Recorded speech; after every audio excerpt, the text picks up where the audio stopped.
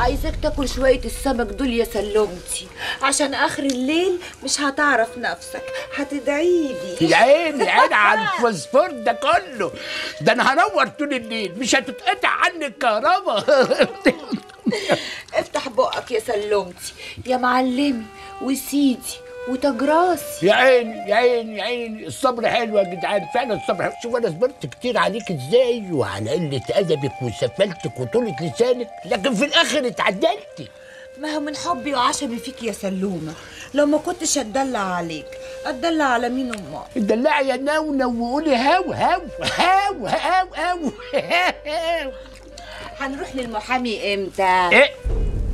عامل ايه كفل الشر؟ ما تخافش، أنا عارفة إنك صرفت فلوس تنكيس البيت اللي لميتها من السكان في حتة الأرض اللي ورانا، ما تخافش أنا سترك وغطاك. عاوزة إيه يا نوال؟ الله، عايزة أقول لك ننزل نروح للمحامي عشان تكتب لي البيت باسمي. بيت إيه ده اللي أكتبهولك؟ أنت اتجننتي؟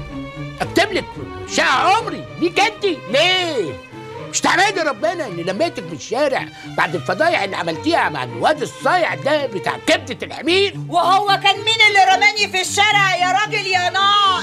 بس أنا نازل دلوقتي وراجع بالليل، لكن قسما عزما لو رجعت بالليل وجيت تسد الموضوع ده تاني على لسانك أنا هرميكي في الشارع بالهدبة اللي أنت لابساها. الشارع ده يلمك أنت واللي زيك، إلا ما شفت منك خير، لا فلوس بتدي ولا لسان بينطق كلمة عدلة، إله يا بعيد يطصك سواق يكون أعمى.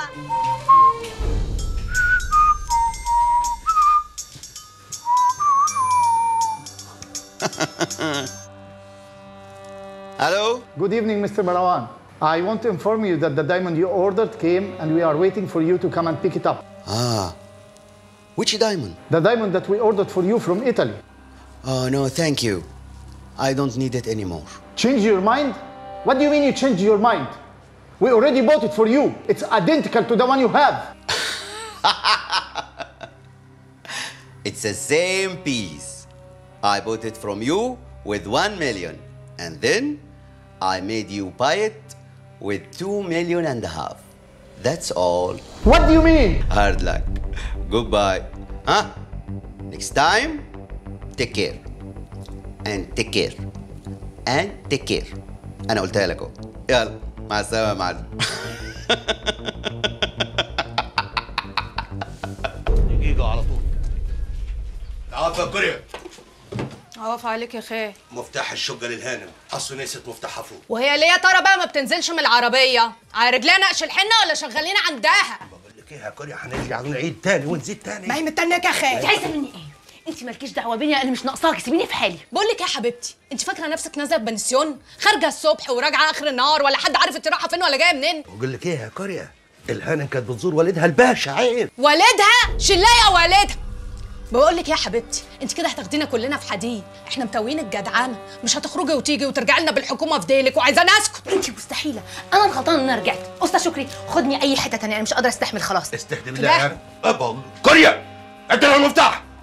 ادي لها المفتاح بدل 3 بالله العظيم ما بدي أدي عليك. ماشي يا خال، اتفضلي. بعد كده الخروج والرجوع يبقى باستئذان، مش ميخه هي، ماشي؟ اتفضلي. عندها فشل كلوي بنسبة عالية جدا وهتحتاجي جلستين غسيل في الأسبوع. وهتعرف تشتغل تاني؟ ده الأمر ده يتوقف على طبيعة الشغل نفسه. لو في شغلانة ما تحتاجش مجهود كبير وتبقى قاعدة مفيش مشكلة. ليه؟ هي هتشتغل مذيعة؟ وجلسة العلاج دي بقى تتكلف كام؟ الجلسة دي تتكلف حوالي 350 جنيه. يا نهار اسود، يعني 700 جنيه في الأسبوع، يعني 2500 جنيه في الشهر. ليه؟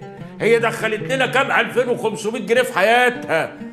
طب ما ينفعش علاج على نفقة الدولة؟ قرارات العلاج على نفقة الدولة واقفة دلوقتي وما بتطلعش. ما بتطلعش؟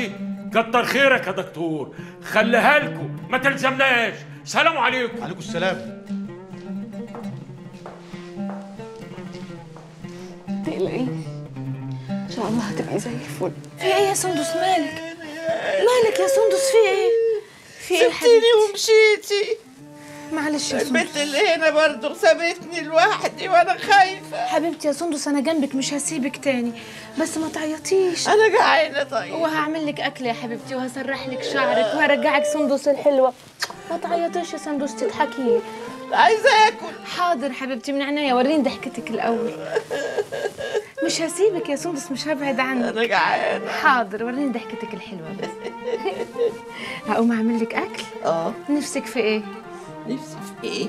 نفسك في ايه يا سندوسه؟ كابوريا. بس واتك البت قريبة خطيبتك دي وشكلها مقرش.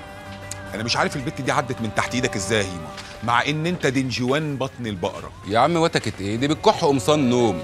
البت دي اصلها كانت متجوزه واحد في الخليج وما رستش منه دينار احمر، وجات يا عيني بالهدوم اللي عليها. بس واتك يا عم انا مالي، ان شاء الله يكون عندها 60 سنه. المهم يبقى معاها فلوس يا عم طاعون، وتدلعني بقى وتصرف عليا. ايوه تدلعني يا طاعون. ادونجول واحد حلبة حصل. السلام عليكم. وعليكم السلام. انت فين يا سوكا؟ مختفي فين؟ انت اللي فين يا صاحبي؟ بقالك يومين مش ظاهر. وما بتفتحش العربيه ليه؟ في ايه؟ يعني وقعت على سبوبه كده. ايه ده اشتغلت؟ فين بقى ان شاء الله؟ في مطعم طباخ، بس اوعى تقول لكوريا على حاجه لحد ما رستق نفسي واثبت رجلي في الشغلانه. ربنا يكرمك يا صاحبي، من العين دي قبل العين دي. طب والعربيه؟ يا عم هي متلقحه. الناس هنا يا سوكا مش لاقيه تاكل عيش حاف، هتاكل كبده وسجق. بص يا صاحبي، انت تديني العربيه ديت اقف عليها وتعلمني الصنعه والنص بالنص. وعلى فكره اول لما ترجع هتلاقي العربيه ساق سليم. قلت ايه؟ ماشي يا سوكا. ايدك بقى على المفتاح يا صاحبي، اروح اظبط العربيه وبتعالى بص عليها كده وفهمني الفوله فيها ايه. امسك. ادي الصحاب. الاصيل للاصيل. سلام يا فنان، بحبك باستمرار. انت ما قلتلوش ليه على الشغلانه؟ الواد سوكا صاحبي بس بق ودلدوله بتاع امه، ولو عرف اي حاجه هيروح يكب في ودن كوريا على طول، وهتيجي بقى كوريا تقول لي الكباريه والنسوان والخمره وانت عارف بقى الشغل ده. بس برضه ياض طاعون، تديله مفتاح عربيتك. ياض عربيتك دي زي المدام، ما ينفعش تديها لحد بتاتا. وانا مديله مرسيدس؟ ده عربيه كبده. ده سوكا طاعون، سوكا. بالهنا والشفا. ثانيه بس هشوف مين اللي بيخبط.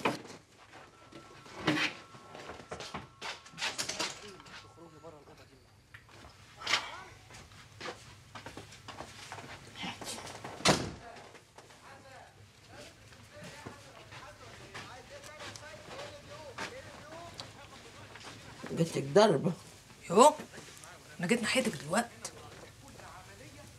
ايوه بقول ايه؟ انا قصدكي في خدمه. انت بتكلميني انا؟ امال سندس؟ لا مالكش دعوه بيا. سبتيني يا اختي خايفه وجعانه. تعالي النبي يا خالتي استني دلوقتي. خير؟ عايزاكي تكلمي لي الظابط بتاعي. الظابط بتاعي؟ ليه؟ هيما جاله استدعاء من النيابه، وعايزين نعرف الاستدعاء ده ليه. انا اللي هكلم الظابط انا واقول له ياخدك ويحطك في السجن علشان انت سبتيني انا وقرأت. معلش يا خالتي، حقك على دماغي، حقك على دماغ امي الله يرحمها، بس والنبي سيبيني اشوف النصيب اللي انا فيه. ما بكلموش. نعم يا اختي، انت هتعمليهم عليا ولا ايه؟ جالي من يومين المحل وقلت له ما تكلمنيش تاني ومشي زعلان. طب معلش يا جولي، تعالي على نفسك عشان خاطر الواد، لا ينتص فيها حكم غيابي وينحبس. ماليش دعوه، خدي نمرته وكلميه انت. ما ينفعش انا اللي اكلمه، مش هيعمل حاجه، انت اللي لازم تكلميه وتدلعي عليه عشان يعمل لنا المصلحه، بعد كده ان شاء الله تقولها في بعض. تدلعي. بقول لك ماليش دعوه، مش هكلمه. هو ايه اللي مش هتكلميه ده؟ ليه ان شاء الله؟ كل ده عشان كرامتك يعني؟ لو انت مش حاسه احنا عاملين عشانك ايه؟ ده احنا ملبسين نفسنا قضايا عشان متسطرين عليكي وكاتبانين على الحاره كلها ومقسماني في اكلي وشربي ونومي وحمامي وشايله همك ليل نهار كانه همي. يا شيخه ده حتى لما نزلتي الصبح وغبتي قلبي وجعني عليكي كانك اختي ولا بنتي. كل ده مفيش تقدير؟ هو انت ايه؟ كان الناس دي كلها بتشتغل عندك ما بتحسيش بيهم؟ يا شيخه شحال ما كنتش جايالك يعني وبقول لك ده انا قصدكي في خدمه، ده بدل ما تقولي لي تؤمري ولا من عينيا الاتنين زي الناس الجدعان تقولي لا طبعا. صحيح اللي بيقني كلب بيطمر فيه واللي بيقني انسان بيعضه. كلب؟ ماشي يا كوريا، انا كنت هكلمه لك بس دلوقتي عمري ما هكلمه. ايه رايك؟ الله يسامحك، انا اكيد ما اقصدش يعني.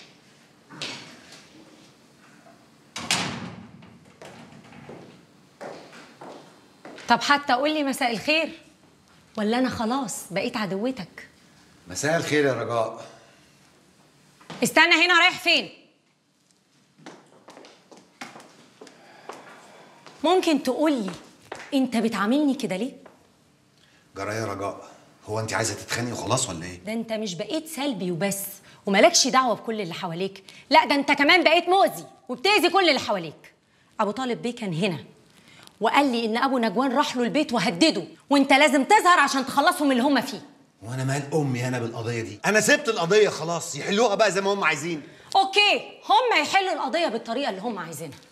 انا بقى بتعاملني كده ليه؟ انا اذيتك في ايه؟ افتكرت انا الاسطوانه اياها المشروخه دي. انا اللي ربيتك، انا اللي علمتك بعد ما ابوك وامك ماتوا، وانا اللي ضيعت عمري وشبابي عليك. ما كنت عشت شبابك يا رجاء وخلصتينا، على الاقل كنت بقيتي انسانه عاديه دلوقتي، بدل ما انت عماله تقلدي العيال اللي عندها 15 و20 سنه في اللبس وفي الميك اب. بقيتي حاجه تكسف.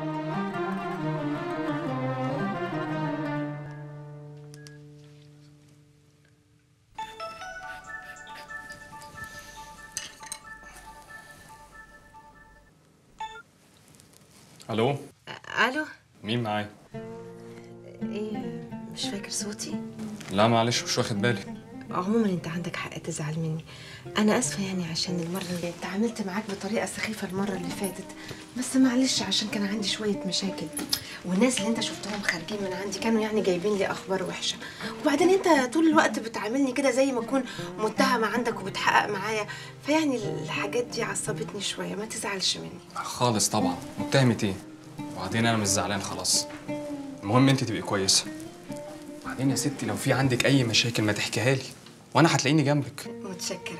طب عشان ما اطولش عليك، كان في قريبتي كوريا اللي انا عايشه عندها، يعني اللي شقتها كان عليها مشاكل، فاكرها؟ فاكرها طبعا، الكوافيره. خطيبها بقى اسمه ابراهيم نوح السيد. كان جاله استدعاء من النيابه وهو قلق قوي عايز يعرف يعني الاستدعاء ده عشان ايه، فلو تقدر يعني تعرف لنا. بسيطه خالص. انا بكره الصبح اول ما اوصل القسم اشوف لك لو ليه اي محاضره عندنا اتحولت للنيابه ولا لا، ولو في هعرف لك ايه السبب بالظبط. مش ده رقمك؟ رقمي. خلاص انا هسجله واكلمك بكره اقول لك ايه الاخبار. بس بقول لك ايه، هتعامليني زي ما بتعامليني دلوقتي مش زي قبل كده. لا اكيد زي دلوقتي. يلا باي باي. ما بتكلموش جاتنا نيلة، احنا لو بنعرف نتساوي كده ما كانش ده بقى حل. بتقولي ايه؟ بقول متشكرين يا جولي. العفو يا كوريا. الو. ايوه يا بابا ازيك؟ اهلا. ازيك يا ست نجوان؟ لهفت الفلوس لوحدك وسايبانا حالنا متبهدل. ليه؟ هو في حاجه حصلت؟ في حاجات يا اختي. امك جالها فشل كلوي وراقده في المستشفى. يا نهار ابيض، فشل كلوي مره واحده؟ هما المرتين؟ مره واحده. محتاجه غسيل كلوي 8 مرات في الشهر ب 8000 جنيه، الجلسه الواحده ب 1000 جنيه. مش مهم الفلوس، انا هبعت لك، بس المهم ماما تبقى كويسه. بلا 60 نيله. رقدت. مين بقى يا اختي اللي هيصرف على البيت ان شاء الله؟ ما قدامناش غيرك. ابعتي لنا كل شهر ال 8000 بتوع الغسيل، وفوقيهم كام ألف كده لمصاريف اخواتك. مصاريفهم بقت تقطم الوسط. طيب حاضر يا بابا، انا هبعت لك على واتس يونيو زي المره اللي فاتت. المهم خلي بالك من ماما. يلا باي دلوقتي. باي باي. جاتك نيله في لغات امك، ما تقولي مع السلامه. يا دي النكد اللي انا فيه، لسه هروح افتح.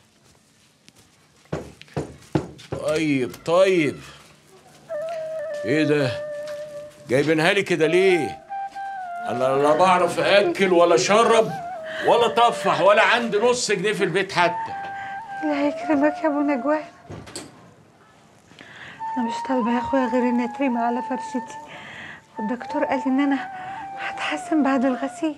انزلي يا اختي هاتيلك قرشين تغسلي بيهم. ايه ده؟ انت بتكلمها كده ازاي؟ واحده عيانه قدامك يا اخي عندها فشل كلوي، قول لها ربنا يشفيكي ان شاء الله تقومي بالسلامه، مش عمال تسم بدلها كده بكلامك. جرى ايه يا اختي؟ انت هتعملي لي فيها بلافيته وتوعظينا؟ ما تغوري في داهيه. واحد بيتكلم مع مراته، ايش حشرك انت؟ معلش يا بنتي مسحيه فيا، حقك عليا. ربنا يكون في عونك يا منى جوان.